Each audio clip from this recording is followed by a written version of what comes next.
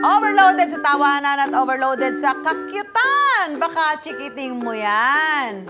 Yes, sila naman ang deserve mabigyan ng spotlight. Mga nakakatawang eksenang caught on cam ni Bulilit. Sagot na namin yan. Just kidding! Eto na po, kinaaliwan ng netizens sa video na ito ng 7 taong gulang na si Chow. Last school day kasi, hindi lang isa kundi 2 beses pumasok sa school si Chow. Pero mga suki, hindi dahil excited siya, kundi nakalimutan pala niya may exam pa. Nakauwi na raw si Chow at nakapagpalit na ng pambahay, pero dali-dali uling nagsuot ng uniform para pumasok ulit. Si Chow nonchalant lang at hindi stress habang sakay ng e-trike. Ang video na yan mayroon ng halos 5 million views sa TikTok. Alam mo bakit nonchalant yan? Kasi nakapaghanda yung bata niya. Ito pala Ayan, talaga nakapaghanda seryoso yan. si Chow, no? Masarap maging bata eh, walang stress. Ito sa matanda yan isip bata ako Oo childish. Oo nga.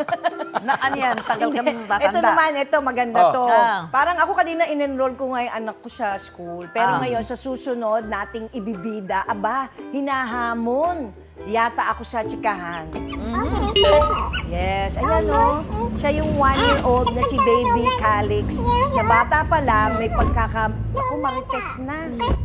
Pagdaldal, kahit hindi pa malinaw ang sinasabi, diretso lang si Baby Calix sa pagsasalita.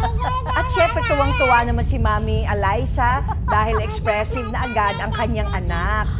May 1.7 million views na ang video na iyan, Grabe, Alam mo kakaiba pagka ang bata ay ang baby babae, mabilis talaga magsalita. Ano ito, no? Ang lalaki matagal magsalita. Parang feeling ko nag-a-annotate Diba? Nag-a-annotate na kanila dinadaanan. Cute. Anak ko nga, baby pa lang, pagkapanganak sabi, go. Mga ganun ka na. Lalagay ko yung video. Sige nga. Bukas. Sige, lagay mo na para makita natin siya sa Just Kidding.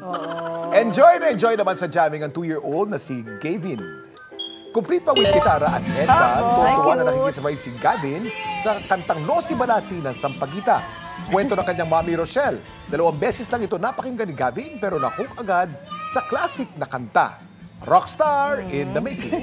Cute Pati buhok, rockstar eh. Oo, Nakita mo talaga na pati buhok. Talagang siguro tatay niya gumapit niya.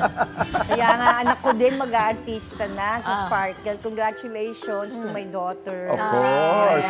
Kanino pa magmamana kundi siya. Malamang nakakatawa rin yan. Eto na. English eh. Pero funny. Magtatagalog din yan. Matututo din niya pagka puro, lagi mo kausapin Tagalog. Eto naman, dancing naman ang quality time ng isang taong gulang na si Baby Mia kasama ang kanyang lolo at lola. Todo indak si Mia sa tugtog pero hindi rin nagpahuli ang kanyang lolo at lola. Kwento ng kanyang mami Bella, madalas daw talagang makipag-showdown si Mia sa kanyang grandparents. Game na game naman silang sumabay sa kanilang apo. Ang sweet moment na yan, umabot na sa 5 million views online. Wow. Aba. Galing-galing. Gayahin mo daw. Paano? Tingin nga. Ay, ang cute naman. Ano ba yung totoong sa'yo? Talaga pag hindi ka pa marunong sumayaw, ganyan lang talaga alam mo, no? Yeah. When mama is not around, syempre, baby Tilly will play and play. Di ba isinena asawa ni Selen Yusap na si Nico Bolsico sa kanyang Instagram ang cute video ng kanilang panganay na si Tilly. Matapos nitong mag-slide sa pool, tanggal ang nervyos ni Nico nang itaas ni Tilly ang kanyang mga kamay.